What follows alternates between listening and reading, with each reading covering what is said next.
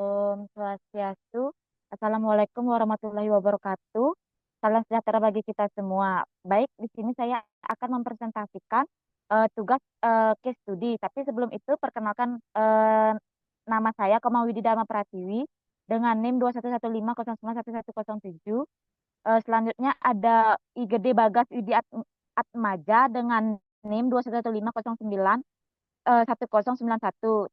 Selanjutnya yaitu ada Yogi Wicaksana dengan NIM 2115091076. Selanjutnya ada Kadek Diamanda Asri Kusuma dengan NIM 2115091081.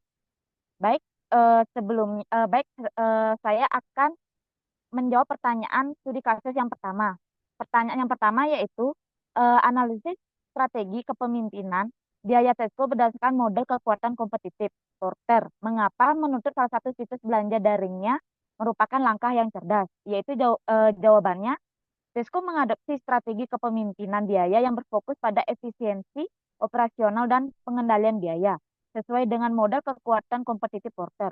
Dalam industri retail yang sangat kompetitif, Tesco memanfaatkan skala ekonominya yang besar untuk menekan biaya dan menawarkan harga yang lebih rendah dibanding pesaing. Melalui pengelolaan rantai pasokan yang efisien dan penerapan teknologi canggih, perusahaan ini berhasil mengurangi biaya produksi dan operasional. Dengan demikian, Tesco mampu menarik lebih banyak pelanggan yang mencari nilai terbaik untuk uang mereka. Salah satu elemen kunci dari strategi kepemimpinan biaya Tesco adalah kemampuan untuk beradaptasi dengan kebutuhan pasar. Dalam menghadapi persaingan yang ketat, Tesco terus berinovasi dalam penawaran produk dan layanan.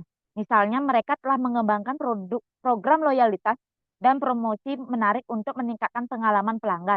Dengan cara ini, Tesco tidak hanya berfokus pada harga, tetapi juga pada menciptakan nilai tambah bagi konsumen.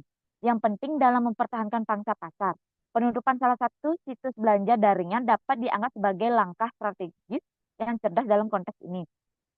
Dengan menutup situs yang kurang menguntungkan, Tesco dapat mengalihkan sumber daya ke saluran yang lebih efektif dan menguntungkan. Langkah ini membantu perusahaan mengurangi biaya operasional yang tidak perlu dan memungkinkan mereka untuk meningkatkan fokus pada platform daring yang lebih sukses.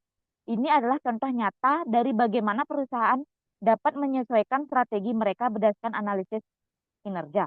Keputusan untuk menutup situs belanja daring juga mencerminkan pemahaman Tesco tentang dinamika pasar dan perilaku konsumen yang berubah.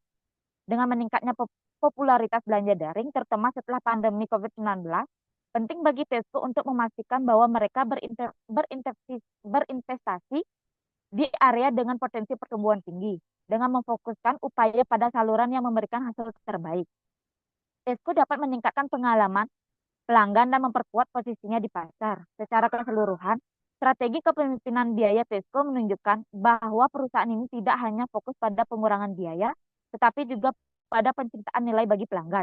Penutupan situs belanja daring yang kurang efektif adalah langkah proaktif dalam menjaga efisiensi operasional dan relevansi di pasar. Dengan terus beradaptasi dan berinovasi, Tesco dapat mempertahankan posisinya sebagai pemimpin biaya dalam industri retail, memastikan keberlanjutan dan pertumbuhan di masa depan. Sekian dari jawaban pertanyaan satu, saya lanjutkan dengan pertanyaan yang kedua.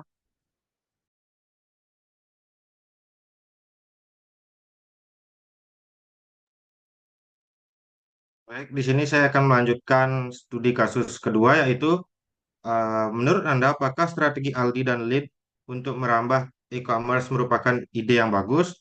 Baik, menurut kelompok kami itu strategi Aldi dan Lead untuk memasuki ke ranah e-commerce membawa potensi keuntungan besar, terutama dengan meningkatnya tren belanja online yang dipercepat selama pandemi COVID-19.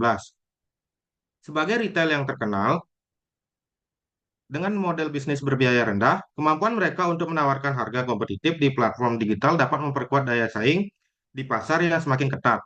Namun, langkah ini juga penuh tantangan karena keberhasilan mereka selama ini sangat bergantung pada efisiensi operasional yang menjaga biaya serendah mungkin. Maksudnya ke e-commerce memerlukan investasi besar dalam infrastruktur digital dan membawa biaya operasional tambahan, terutama terkait pemesanan dan pengiriman. Jadi, jika Aldi dan Lead tidak berhasil mengoptimalkan biaya tambahan ini, mereka beresiko kehilangan keunggulan yang selama ini menjadi pembeda di pasar retail dan tradisional. Tantangan utama mereka adalah menjaga keseimbangan antara memberikan pengalaman belanja online yang efektif dan tetap mempertahankan keunggulan biaya yang menjadi ciri khas model bisnis mereka.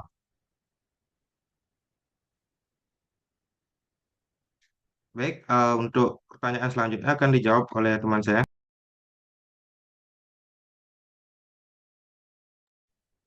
Baik, terima kasih atas kesempatannya. Jadi di sini saya akan menjawab pertanyaan ketiga, yaitu berikan komentar tentang strategi Bosku untuk membuka jaringan toko diskon dan trade Anda. Apakah hal itu memberikan posisi pasar risiko sebelumnya? Jadi, eh, strategi Desco itu membuat rantai diskon pada tahun 2018 yang bernama JAX. Nah, JAX ini digunakan untuk bersaing dengan Aldi dan Lidl yang telah merefleksi popularitasnya bekas strategi harga rendah dari mereka. Jadi, langkah ini bertujuan untuk menarik pelanggan yang sensitif terhadap harga yang semakin mengalih kebiasaan belanja makanan mereka pengecer itu. Memang karena tekanan ekonomi seperti inflasi dan resesi. Pada rantai diskon Tesco ini, adapun yang apa namanya kelebihan dan tantangan yang dialami oleh Tesco. Untuk kelebihan, yang pertama itu ada diferensiasi merek.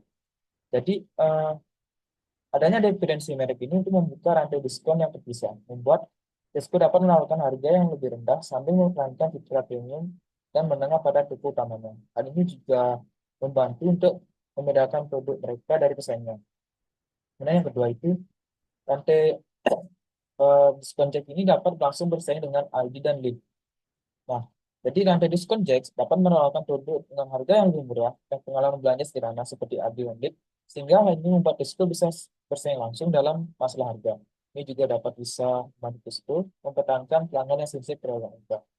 Jadi setelah ada apa namanya adanya keuntungan juga terdapat tantangan yang dialami oleh Tesco terkait dengan rantai diskon Jax ini. Yang pertama itu adanya kanibalisasi pasar.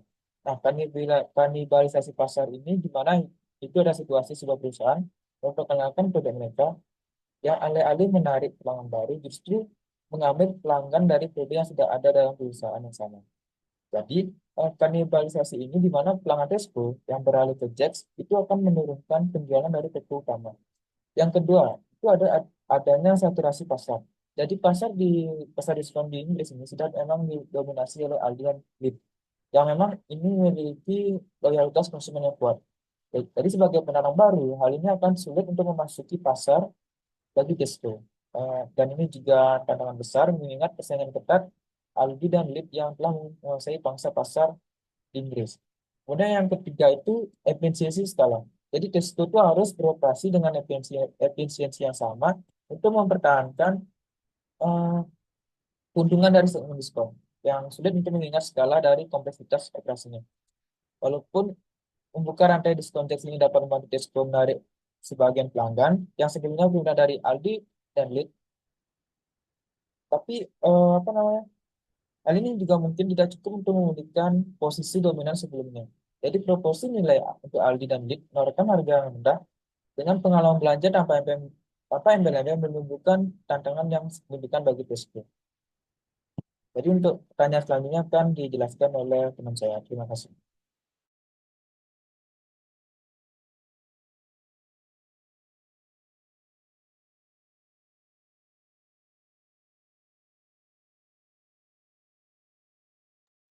Next.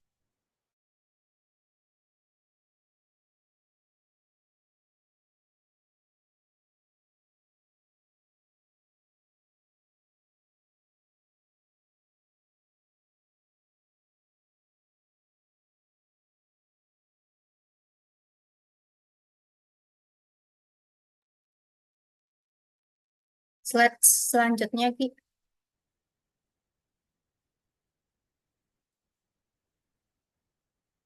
Baik, di sini saya akan melanjutkan pertanyaan studi kasus keempat. Pertanyaannya, seberapa besar potensi yang Anda lihat untuk toko virtual seperti yang diperkenalkan Tesco di Korea Selatan di Inggris Raya?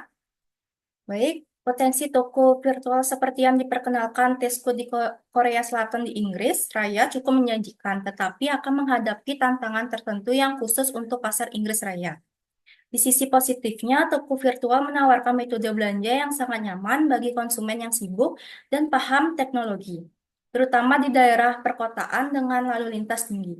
Konsumen Inggris Raya, terutama di daerah metropolitan seperti London, semakin merangkul solusi digital dan platform belanja daring.